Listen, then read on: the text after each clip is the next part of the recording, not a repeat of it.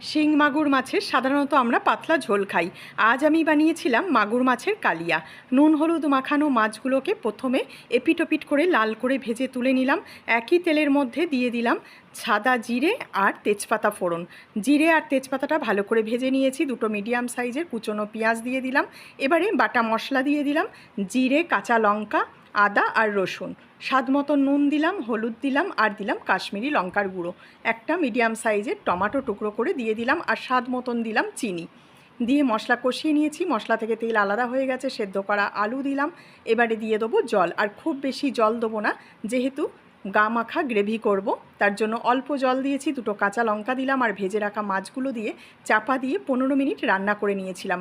খেতে দারুণ হয়েছিল। আজকের ভিডিও ভালো লাগলে প্লিজ একটা লাইক করো আর যতটা সম্ভব বন্ধুবান্ধব আত্মীয় স্বজনের সঙ্গে শেয়ার করো। সব শেষে দিয়ে দিলাম গরম মশলা গুঁড়ো। মাগুর মাছের কালিয়া একদম